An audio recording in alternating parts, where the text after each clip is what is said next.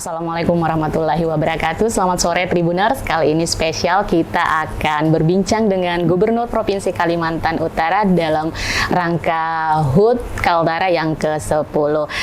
Terbilang spesial karena hari ini kita ada di ruangan Bapak Gubernur untuk melihat langsung bagaimana Bapak di sela-sela kesibukannya masih meluangkan waktu. Terima kasih Bapak. Sebelum kita mungkin mengulik-ngulik tentang bagaimana program atau capaian pembangunan hingga di ulang tahun ke-10 Provinsi Kalimantan Utara ini, saya menyapa Bapak dulu. Selamat sore Bapak, sehat Selamat sore, Bapak? sehat Alhamdulillah. Saya Bagaimana, masih Pak, diberikan dengan kekuatan, kesehatan untuk bisa memimpin Kaltara ini. Iya Pak. Kegiatan-kegiatan apa saja nih Pak yang sudah atau akan dilakukan dalam rangka HUT ke-10 ini? Jadi kegiatan-kegiatan menyambut ulang tahun Provinsi Kalimantan Utara yang ke-10 ini cukup banyak, lebih dari 50 kegiatan ya.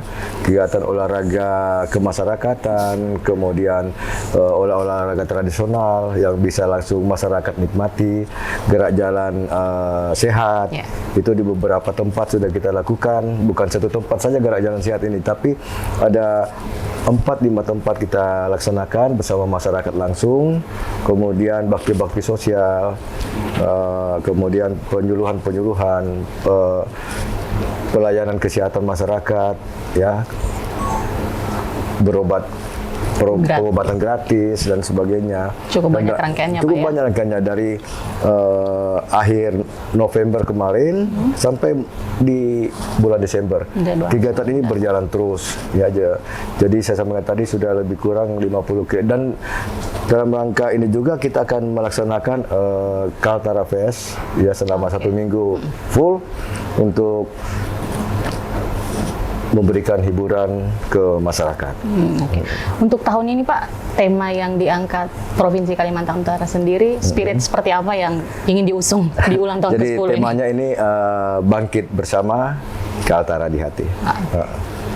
Itu Tema yang kita spirit usung. apa yang ingin ditonjolkan Pak? Yang kita ingin tonjolkan dalam kegiatan ini, bagaimana kita melakukan kegiatan bersama langsung dengan masyarakat, kemudian membangkitkan semua sektor-sektor usaha, ya, sektor-sektor usaha terutama UMKM, kemudian termasuk di dalamnya itu bagaimana Batik Kaltara ini bisa kita lebih gaungkan lagi, kemudian masalah yang berhubungan dengan kearifan-kearifan lokal, ya kita selalu mengangkat itu.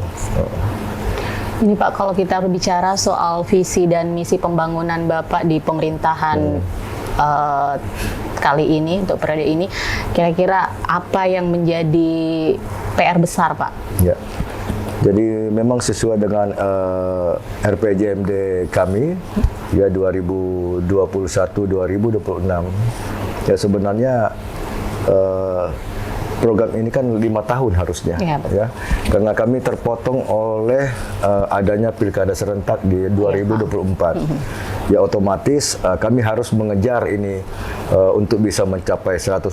Mudah-mudahan bisa 100%.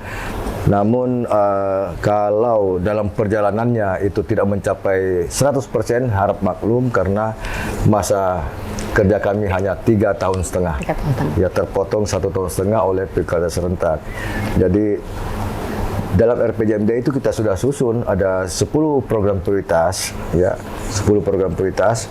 Ya insya Allah kita akan bisa selesaikan 100%. Namun dalam perjalanan nanti manakala tidak bisa mencapai 100%, ini harap dimaklum karena memang waktu kami yang tidak cukup 5 tahun mengerjakan program ini. Ya, salah satunya adalah misalnya pembangunan PLTA. Oh, baik. PLTA ini kan sudah mulai jalan. PLTA Mentarang, kemudian Kayan 1 sudah mulai berprogres. Insya Allah target itu 5 tahun selesai untuk PLTA. Kemudian pembangunan kawasan industri, ya kita tahu semua bahwa ini sudah mulai berjalan. Ketiga perusahaan yang kita tunjuk sebagai pengelola kawasan itu, ini sudah mulai berjalan semua. Ya. Progresnya kalau saya lihat tahun ini untuk Lane clearing sudah selesai semua. Sudah rampung Pak ya? Sudah rampung. Hanya memang ada beberapa lokasi yang belum di lane clearing. Namun itu sambil berjalan itu bisa. Kemudian pembuatan dermaga juga sudah ada yang 1 kilo, ada yang baru 700 sudah melakukan kegiatan untuk pembuatan dermaga. Kemudian untuk kegiatan-kegiatan lain di sana, perkantoran sudah mulai dibuat. Kemudian juga ada beberapa tenaga-tenaga ahli yang datang dari perusahaan yang mendatangkan untuk tenaga ahli yang memang kita belum mampu ke situ. Di-hiring langsung dari China sudah datang. Jadi insya Allah nanti bulan Januari Bapak Presiden akan meninjau lagi bagaimana proses progres yang sudah dilakukan di kawasan KIPI ini, gitu. Kemudian masalah penguatan ketahanan pangan kita juga sudah bekerjasama dengan beberapa perusahaan untuk bagaimana mereka bisa berinvestasi di sini untuk menunjang ketahanan pangan yang ada di Kalimantan Utara. Bahkan insya Allah kita bisa untuk mensupport ke daerah lain nanti. Nah Pak, ini lanjutannya ini kan kita masih dalam suasana bisa dikatakan pandemi Pak ya.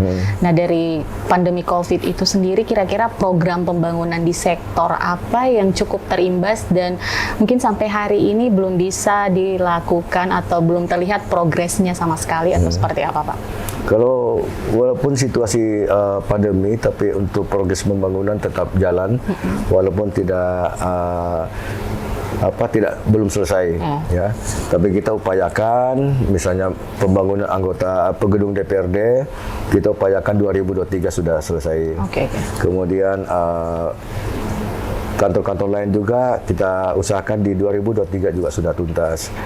Yang sudah kami monitor adanya pembangunan di sini adalah BPKP, TVRI tahun ini selesai. Kemudian BPS juga sudah pemancangan dan beberapa kantor vertikal juga insya Allah sudah mulai menggeliat melakukan pembangunan di Kaltara, termasuk nanti insya Allah rumah jabatan ya, karena rumah jabatan ini harus prioritas. Masa gubernur, wakil gubernur nggak punya rumah kan, gitu. Jadi ini saya prioritaskan nanti insya Allah tahun 2023. Gitu. Ada program mungkin Pak yang terpaksa di cancel Pak atau gimana?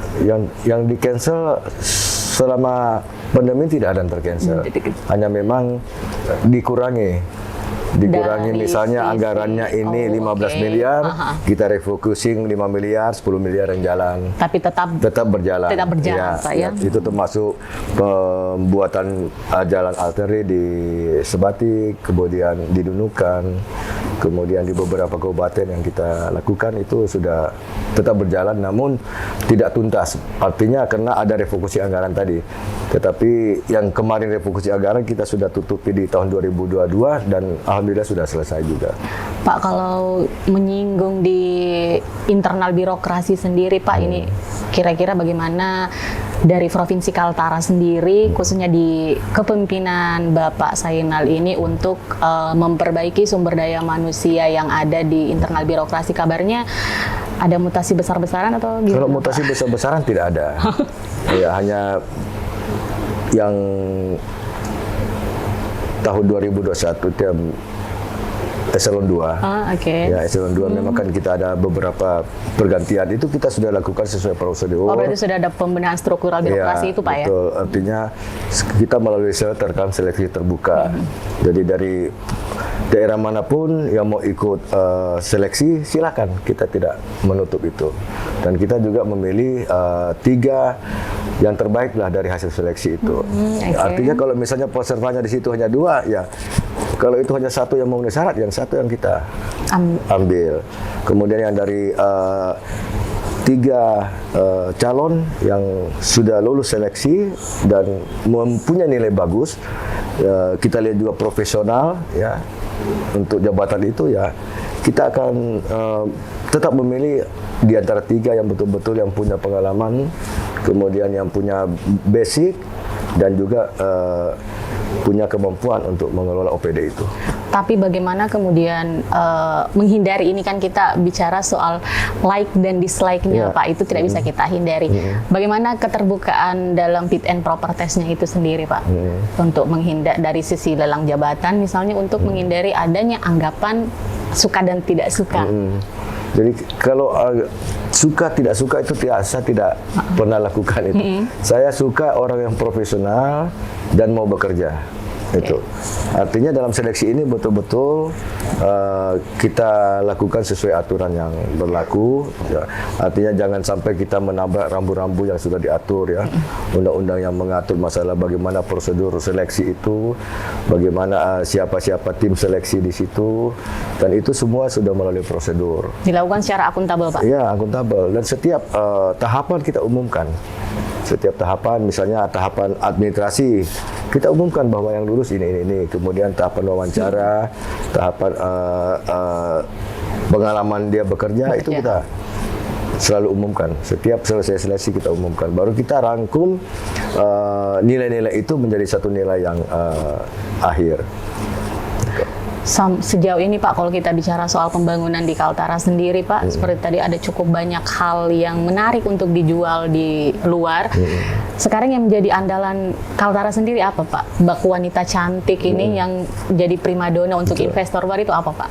Yang dilirik dari beberapa perusahaan besar dari luar negeri, itu adalah potensi listrik tenaga air.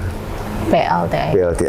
Ya, karena potensi Kaltara ini kalau saya hitung potensinya lebih kurang 20.000 megawatt.